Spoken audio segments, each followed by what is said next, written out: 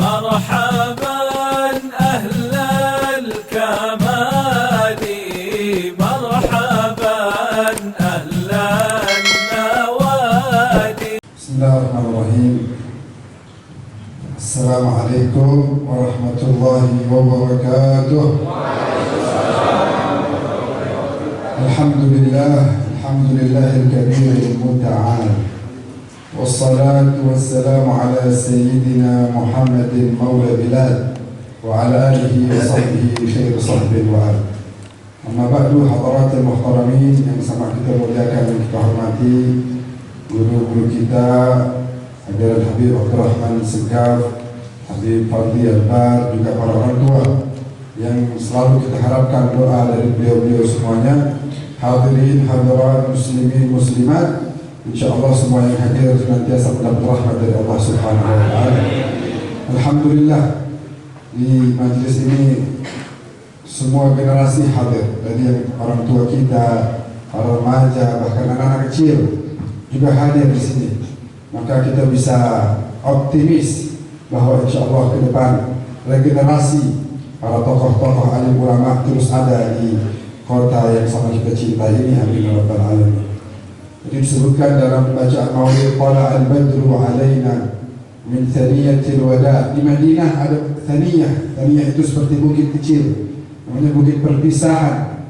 Orang-orang Madinah setiap kali ada keluarganya yang berpergian, mereka berada di thaniyatil wada untuk melihat keluarganya itu berpergian jauh meninggalkan mereka, atau menanti kedatangan orang yang datang menuju Madinah. Jadi ketika datang tampak cahaya yang sangat amat terang benderang itu, orang-orang Madinah, orang-orang Ansar semuanya bergembira.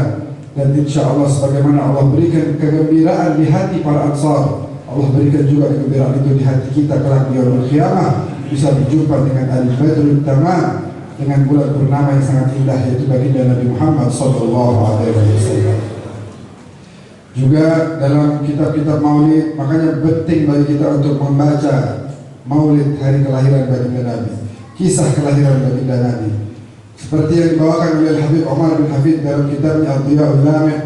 Fawallahi ma dzukira al-habib ladal muhib illa wa adha waliha nashwana aina al-muhibbun alladhina alaihim badrun nufusi ma'an nafais hana. Demi Allah, kalau ada orang yang aku cinta pada Nabi, maka buktinya adalah ketika disebut nama ini, maka akan tumbuh, akan terasa rasa rindu yang amat sangat mendalam dalam hatinya. Demi Allah, para pecinta itu bagi mereka mengorbankan nyawa sekalipun adalah mudah, adalah ringan jika itu di jalan kekasihnya, yaitu junjungan kita baginda Nabi Muhammad sallallahu alaihi wasallam. Apalagi dalam kitab tadi Tiba, maulid tiba yang dibacakan barusan, sebenarnya banyak sekali keutamaan-keutamaan yang disebutkan di situ, termasuk juga kepada kita para umatnya. Di situ kita disebutkan bahwa kita adalah umat terbaik dari seluruh umat-umat yang ada, dengan syarat apa? Yusufuna fis salah kasufufihim fil qital. Mereka dalam melaksanakan ibadah salat amat sangat rapi, amat sangat khusyuk hatinya. Dan itu adalah salah satu bukti yang paling utama dari umat terbaik. Hadirin hadirat yang dimuliakan Allah, dalam kitab-kitab maulid yang lain, juga dalam kitab Sibtud Durar, di situ di Syama'il, satu fasal sebelum doa, diceritakan wa ma min khuluqin fil bariyati mahmud illa wa huwa mutalaqqan an zailil wujuh. Setiap ada keindahan, setiap ada kebaikan, setiap ada kemuliaan, ketahuilah sumbernya adalah beliau sallallahu alaihi wasallam. Tidak ada keindahan satupun di dunia ini yang terlepas daripada cahaya baginda Nabi Muhammad sallallahu alaihi wasallam. Karena la yaqulu wa la yaf'alu illa ma'rufa. Nabi tidak pernah bicara, tidak pernah berbuat sesuatu kecuali yang ma'ruf, yang baik. Yang ada sekarang ini masalah-masalah, baik itu di dalam rumah, di luar rumah, biasanya sumber utamanya adalah lisan. Makanya kita harus ikut Nabi. Karena la yaqulu, tidak berbicara Nabi kecuali yang baik, yang indah. Bahkan dalam menegur kesalahan orang lain itu dengan cara yang indah, sehingga teguran itu bisa masuk ke dalam hatinya dan membuat orang tersebut kemudian menjadi lebih baik dari sebelumnya. Itu diceritakan di jalan-jalan kota Madinah, katanya wa min nashri tibihi ta'attarat at-turuq wal manazil. Jadi jalanan-jalanan itu di Madinah semuanya menjadi wangi karena aroma dari baginda Rasulullah SAW. Jadi kalau ada sahabat lewat satu jalan, kana idza marra bi tariqin 'urifa min tibihi annahu qad marra fihi. Setiap kali beliau lewat satu jalan, terus kemudian beberapa saat setelahnya para sahabat itu lewat jalan tersebut menghirup aroma, pasti mereka tahu bahwa tadi Rasulullah lewat jalan ini. Dari indahnya beliau sallallahu alaihi wasallam. Apalagi malam ini, tadi kita lihat bulan purnama sangat indah. Ada sekali waktu seorang sahabat masuk ke masjid beliau di bulan purnama seperti ini. Lalu sahabat tersebut pandang wajah Rasulullah. Setelah pandang wajah Rasulullah, dia pandang bulan purnama. Pandang wajah Rasulullah, pandang bulan purnama. Lalu dia bilang, fa wallah la wajhu Rasulillah abha minal qamar. Demi Allah, wajah Nabi lebih terang benderang daripada bulan purnama. Sallallahu alaihi Muhammad. Allahumma salli wa sallim wa barik alaihi wa ala alihi. Wa min nashritin wa min arfi dzikrihi tatayyabatil majalis wal mahafil. Kalau kita mau punya perkumpulan kita ini indah, kalau kita mau punya tasyakuran, punya acara dimanapun kita berada itu menjadi indah, caranya adalah dengan menyebut nama ini, nama baginda Nabi Sallallahu Alaihi Wasallam. Gak bisa majlis menjadi mulia, gak bisa perkumpulan menjadi indah kalau tidak menyebut nama beliau, karena ini adalah sumber keindahan yang sebenarnya. Sehingga sekali waktu ketika ada orang mengatakan, ya Rasulullah, kepada siapa kami meminta hajat-hajat kita? Lalu kepada Allah Tabaraka wa Ta'ala. Dan dalam hadis yang lain beliau mengatakan, wallahul mu'ti wa anal qasim. Pemberinya adalah Allah, namun yang membagi adalah aku, karena aku adalah kasih Allah Tabaraka wa Ta'ala. Hadirin hadirat yang dimuliakan oleh Allah Subhanahu wa Ta'ala. Oleh karena itu, dari indahnya perangai baginda Nabi, patutlah kita untuk terus mempelajari, memperdalam akhlak-akhlak beliau, ajaran suci beliau, agar kemudian kita tidak keluar dari jalan yang telah beliau gariskan untuk kita. Hadirin yang dimuliakan oleh Allah Subhanahu wa Ta'ala, hal-hal tersebut kemudian menjadikan kita harus menjadi hamba-hamba Allah yang senantiasa bersyukur kepada Allah Subhanahu wa Ta'ala. Apalagi kita sudah diberikan begitu banyak nikmat oleh Allah, kita sudah diberikan begitu banyak kelebihan oleh Allah Subhanahu wa Ta'ala. Nabi Musa sekali waktu pernah disampaikan oleh Allah kepada Nabi Musa, wahai Musa, ada salah satu umat, ada salah satu kelompok manusia yang kalau seandainya mereka berniat berbuat jahat dan mereka lakukan kejahatan itu, maka aku berikan dosa satu. Dan kalau mereka berniat berbuat jahat, lalu mereka tidak menjadi melakukan hal tersebut, maka tidak aku tulis dosa bagi kelompok tersebut. Lalu kalau seandainya umat tersebut berniat berbuat baik, dia tidak jadi melakukannya, tetap aku berikan satu pahala bagi mereka. Dan kalau seandainya mereka melakukannya, aku berikan 10 pahala bagi mereka. Siapa itu ya Allah? Betapa beruntungnya umat tersebut. Jadikan kemuliaan itu kepada umatku ya Allah. Allah dengan tegas mengatakan, la ya Musa, tidak wahai Musa, itu khusus bagi umat kekasihku yaitu Muhammad sallallahu alaihi wasallam. Maka nikmat-nikmat ini haruslah, patutlah kita syukuri kepada Allah Subhanahu wa Ta'ala. Dan karena kita mensyukuri nikmat tersebut, nanti akan terus ditambah. La in syakartum la azidannakum wa la in kafartum inna adzabi lasyadid.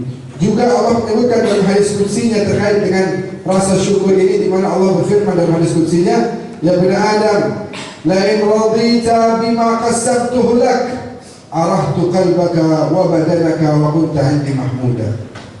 Wa in lam tarda bima qasamtuhu lak fa wa 'izzati wa jalali la usallitanna 'alayka ad-dunya tarkudu fiha ragdal wuhushi fil barriyah thumma la yakunu laka minha illa ma qasamtuhu lak wa kunta 'indi madhuma. Di sini Allah menyebutkan, wahai anak-anak Adam, wahai umat manusia, telah banyak aku berikan kepada nikmat demi nikmat. Kalau seandainya kalian mau mensyukuri nikmat yang aku berikan tersebut, maka aku akan menjadikan hatimu tenang, hatimu bahagia, dan aku akan sangat-sangat mencintaimu karena engkau telah menghargai pemberian dariku.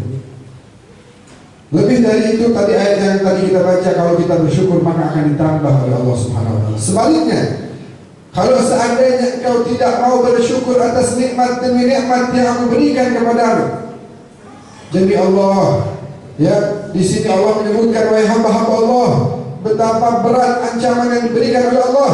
Kalau kalian tidak mau bersyukur atas nikmat yang aku berikan, fa wa izzati wa jalali, demi kemuliaanku dan keagunganku, la usallitanna 'alaika dunya, aku akan jadikan dunia memenuhi hatimu, aku akan jadikan dunia memenuhi jiwa ragamu, dan hatimu akan sangat tergantung terhadap dunia. Dan lebih dari itu, Allah akan menjadikan kita seperti seekor binatang buas yang mencari mangsa ke sana kemari, barat, timur, utara, selatan. Lalu kemudian kata Allah, aku tidak akan berikan kepadamu kecuali yang telah aku tetapkan kepadamu.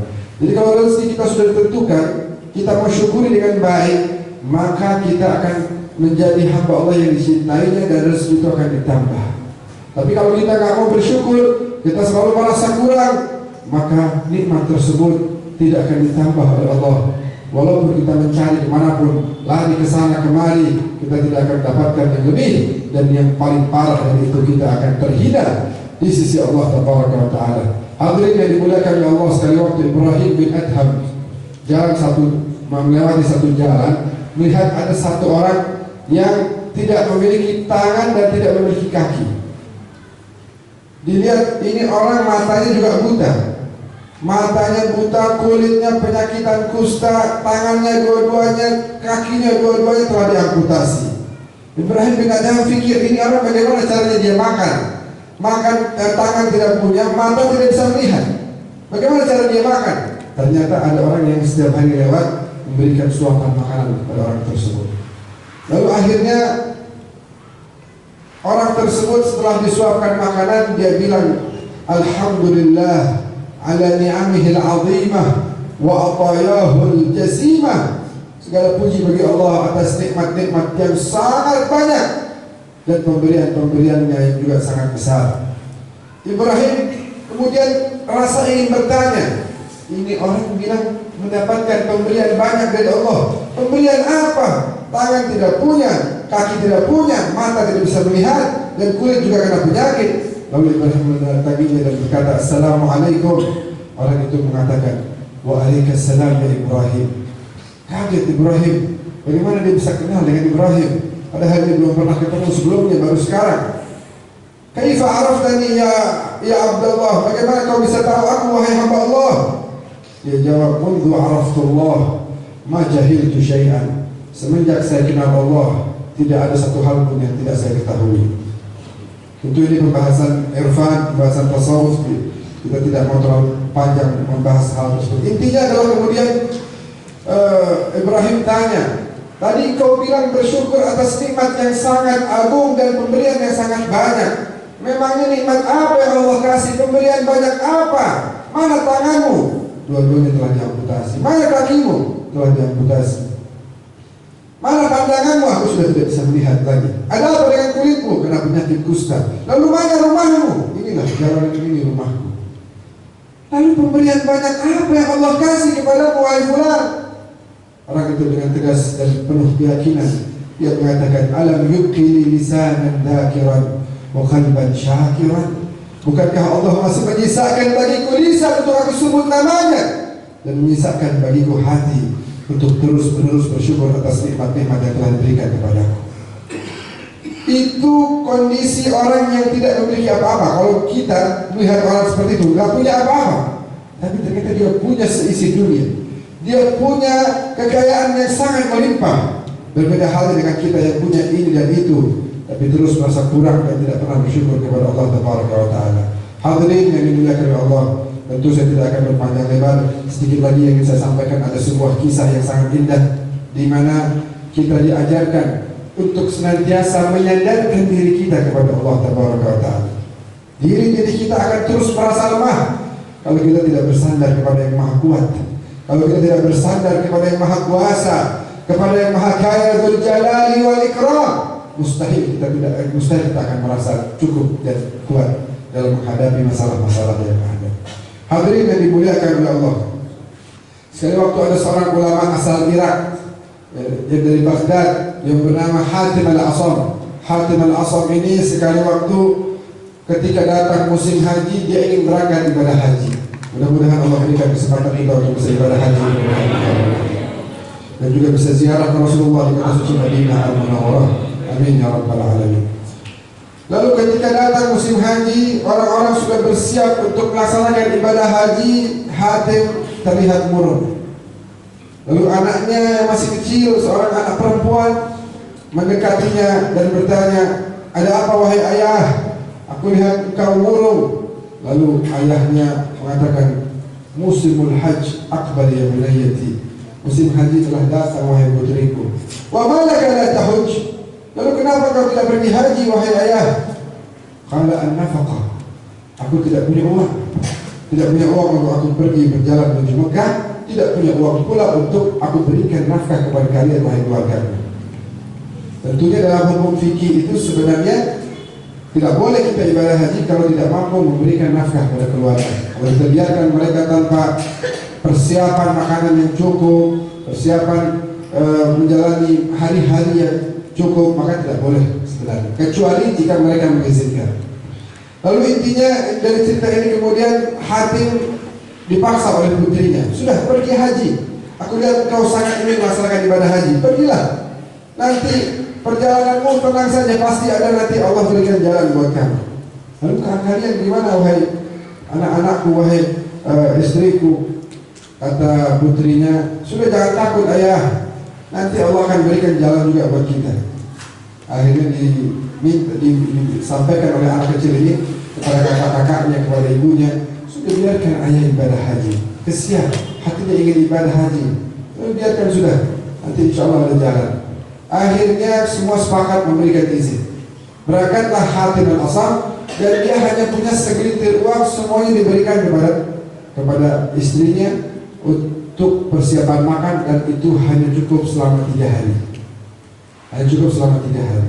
Berangkatlah Hatim. Di tengah perjalanan, kalau orang Arab dulu kalau mau ibadah haji, perjalanan jauh itu harus berjalan bersama-sama dengan qafilah, dengan kafilah, rombongan.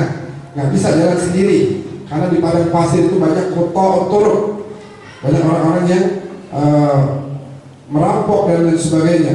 Maka harus rombongan besar jumlahnya, tapi harus berbayar. Sedangkan Hatim tidak punya uang untuk bayar kafilah. Dia jalan di belakangnya kafilah. Di tengah-tengah perjalanan kafilah itu berhenti. Ternyata pemimpin dari kafilah tersebut disengat oleh salah satu binatang. Sakitlah dia. Dicari siapa yang bisa obati, tidak ada dari rombongan itu yang bisa mengobati. Dilihat kanan kiri depan belakang, ada Hatim ternyata di belakang. Hatim terkenal sebagai seorang tokoh ulama yang terkenal. Dipanggillah, "Wahai Syekh Hatim, ini ada salah seorang dari rombongan kita, yaitu pemimpin kita yang terkena penyakit, disengat oleh binatang." Lalu Hatim memberikan beberapa obat ya, dan juga dibacakan doa, bacakan air, lalu ada tumbuhan-tumbuhan diberikan sebagai obat. Dan sembuhlah orang tersebut. Orang tersebut kemudian tanya, "Hatim, kenapa gak gabung sama kafilah?" Kata Hatim, "Gak punya uang, wahai saudaraku. Sudah perjalanan pergi sampai Mekah dan pulang kembali ke Irak, aku yang tanggung wahai Hatim. Gabunglah bersama kami." Lalu kata Hatim, "Allahumma inna hadha tadbiraka li fa'alni tadbiraka li ahli." Ya Allah, ini adalah rezekimu untukku. Tunjukkan juga rezekimu, berikan kepada keluarga yang aku tinggalkan di Baghdad sana. Berjalanlah 1 hari, 2 hari, 3 hari, dan uang di rumah sudah habis. Hari keempat, anggota keluarga semua sudah mulai kelaparan. Lalu si ibu dan kakak-kakak itu mulai menyalahkan si adik kecil. "Kamu sebabnya, kamu kasih izin sama ayah, akhirnya sekarang kita kelaparan." Dengan tenang si anak bertanya, "Ya ummah, abuna hadha razzaq am annahu akilur rizq?"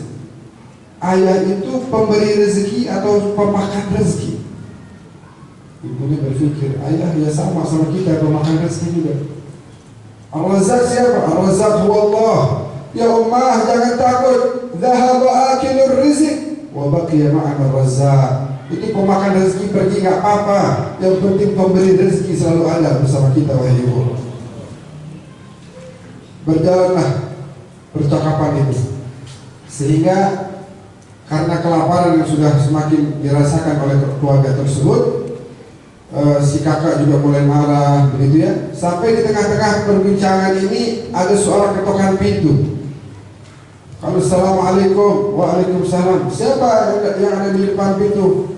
Saya adalah pesuruh raja. Raja berada dalam perjalanan mau menuju Mekah, namun kehabisan air. Maukah Anda memberikan air kepada raja di tengah-tengah padang pasir yang kering ini? Lalu kata si ibu, subhanallah, ini kita makanan sudah habis, air juga baru tinggal sedikit, diminta pula sama raja. Tapi karena yang minta raja diberikan. Diminumlah sama raja, dan karena rasa haus yang sangat-sangat dirasa oleh raja, ketika minum dia merasa kenikmatan yang luar biasa. Lalu ditanya sama raja, "Baitu man hadza?" Rumah siapa itu? Itu rumahnya Hatim al-Asam. Lalu dibukalah ikat pinggang yang raja gunakan yang terbuat dari berlian dan emas yang paling mahal, diberikan kepada si istri dan anak-anaknya Hatim al-Asam. Diberikan, lalu kemudian istri ini keluar ke pasar. Siapa yang mau beli ikat pinggangnya raja? Oh, ternyata orang-orang kaya saat itu sudah melihat bahwa ini benar ikat pinggangnya raja. Banyak yang mau beli, dan akhirnya yang beli adalah bawahannya raja itu sendiri dengan harga yang sangat-sangat mahal. Ternyata harga yang diberikan kepada si keluarga Hatim ini bisa mencukupi kehidupannya mungkin bertahun-tahun. Jumlah uang yang sangat-sangat banyak, karena memang harganya sangat mahal. Senanglah si istri, senanglah si anak-anak dari Hatim al-Asam, kecuali satu anak yang paling kecil, bukannya senang, dia malah menangis. Kata ibunya, "Ajib amruki ya bunayyati, kamu ni aneh wahai putriku. Tadi kita lagi kelaparan, kamu tenang-tenang aja. Amma waqad farrajallahu anna, sekarang Allah udah kasih jalan keluar, kamu malah sedih, kamu malah menangis. Sedangkan kita lagi berbahagia, kita senang, kita ingin membeli makan yang sangat banyak." Lalu kata si anak itu, "Ummah, wahai ibu, hadzal 'abd alladzi la yamliku li nafsihi naf'an wala dharran wala mautan wala hayatan wala nusyura, nadhara ilaina bi nadratir rahmah fa aghnana li sanawatin katsirah, fa kaifa law nadhara ilaina ar-rahman tabaraka wa ta'ala." Ibu, wahai kakak-kakakku, ini hamba, ini raja, ini hamba sama kayak kita.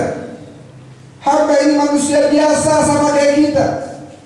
Ketika dia memandang kepada kita dengan pandangan kasihannya, lalu dia dengan kedermawanannya memberikan hadiah kepada kita, dan karena kedermawanan tersebut kita bisa hidup bertahun-tahun dari rezeki yang diberikan oleh si raja tersebut.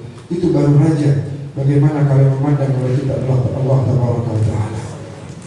Di sini diambil pelajaran yang sangat-sangat berharga kepada kita, bahwa jangan pernah ragu bahwa Allah terus-menerus ada bersama kita dan tidak akan pernah meninggalkan kita, akan selalu memberikan jalan keluar kepada kita. Mudah-mudahan Allah Tabaraka wa Ta'ala senantiasa membimbing kita. Waffaqana Allah wa iyyakum bima fihi shalah wal islah. Semoga Allah memberikan bimbingan kepada kita agar kita terus berada jalan yang benar, jalan yang telah diridhai oleh Allah dan Rasulnya, dan Allah Tabaraka wa Ta'ala menjadikan majlis kita adalah majlis yang dirahmati oleh Allah. Semoga semua yang hadir dosanya diampuni oleh Allah, semua yang hadir hajatnya dikabul oleh Allah, semua yang hadir penyakitnya diangkat oleh Allah. Wabil khusus guru-guru kita ya Allah, berikan panjang umur pada mereka ya Allah, sehatkan badannya ya Allah, makmurkan rezekinya ya Allah, menangkan perjuangannya ya Allah. Amin amin ya rabbal alamin. Wassallallahu ala sayyidina Muhammadin wa ala alihi wasallam. Alhamdulillahirabbil alamin. Assalamualaikum warahmatullahi wabarakatuh.